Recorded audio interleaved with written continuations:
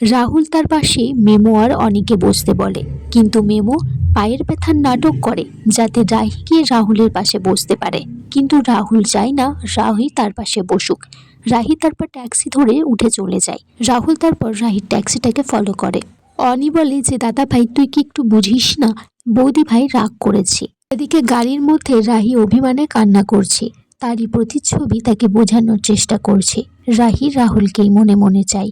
নিজের ছোট বোন পরিবারের বাইরে এতটা কাউকে নিয়ে সে আগে কখনো ভাবেনি যতটা না রাহুলকে নিয়ে ভাবছে।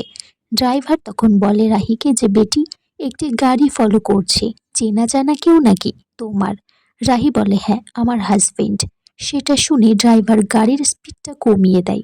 তখন রাহুল তার গাড়ির সামনে দাঁড় করায়। রাহিকে বলে গাড়ি থেকে নেমে আসতে, সরিও বলে।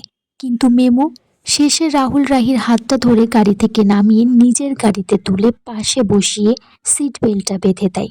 তখন তিতলি রাহুলের ফোনে ফোন করে। রাহুল ফোনটা কেটে সুইচ অফ করে দেয়। রাহি সন্দেহ করে যে কে ফোন করেছে। এদিকে তিতলি বলছে আমার ফোন কেটে দেওয়া, আমি যেটা চাই সেটা নিয়েই ছাড়ি, আজকে রাহুলকে চাই। এদিকে বাড়িতে কমলাকে পিসি ঠাম্মা বলেছে বাড়িটা ভালো করে মুছতে। রাজীব রায় চৌধুরী আসে, বলে পিসি ঠাম্মা যা যা বলছে কমলা তুমি সেটাই শোনো, মাইনে ডবল করে দেব। তখন তিতলি বাড়ির ল্যান্ডলাইন ফোনে ফোন করে। পিসি ঠাম্মা ফোনটা ধরলে তিতলি বলে যে রাহুল স্যার আছে, আমি ওনার কাছে টেনিস শিখি। পিসি ঠাম্মা থেকে জানতে পারে রাহুল আর রাহি বাজারে গেছে, বাজার করতে, সদর বাজারে গেছে। তখন তিতলি বলে যে ফোনটা রেখে দেয় আর বলে যে সদর বাজারের দিকেই তাকে যেতে হবে। সে লুকিয়ে লুকিয়ে তারপর ট্যাক্সি ধরে সদর বাজারের দিকে যায়। হ্যারি সেটাকে খেয়াল করে।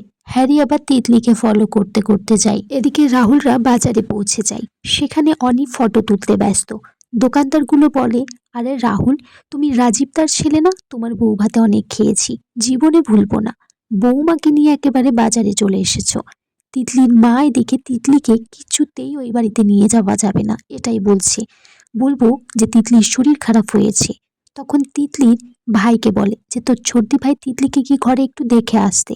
এইদিকে বাজারে পরেশ দোকানদার নামে একটা কাকু চেনা জানা আছে রাহুলের সাথে। রাহি তারপর পায়ে হাত দিয়ে ওনাকে প্রণাম করে। উনি বলে যে এখনো পর্যন্ত দোকানে এসে কেউ আমাকে পায়ে হাত দিয়ে প্রণাম করেনি। আশীর্বাদ হিসেবে রাহিকে শাখা পলা দেয় আর রাহুলকে বলে যে রাহির হাতে পরিয়ে দেওয়ার জন্য। আর গোপাল পুজোর জন্য যা যা লাগবে লোকটি তাই গুছিয়ে দিতে থাকে। তিতলিও সেখানে পৌঁছে যায়। সে আড়াল থেকে দেখছে যে রাহুল রাহির হাতে শাখা পলা পরিয়ে দিচ্ছে।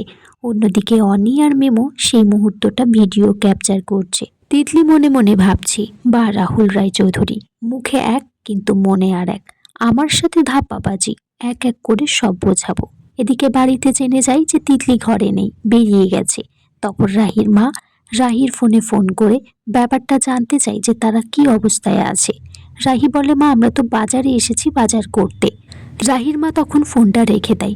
রাহি সন্দেহ করে যে তার মায়ের গলার আওয়াজটা কেমন যেন লাগছে, মাকে কিছু লোকাচ্ছে আমার কাছ থেকে। রাহির মা তখন অনেকটাই নিশ্চিন্ত হয়ে যায়। বলে যে রাহিরা তো বাড়িতে নেই, তিতলি ওখানে গিয়ে ওদেরকে না দেখতে পেরে কোনো রকম ঝামেলা অন্তত করবে না।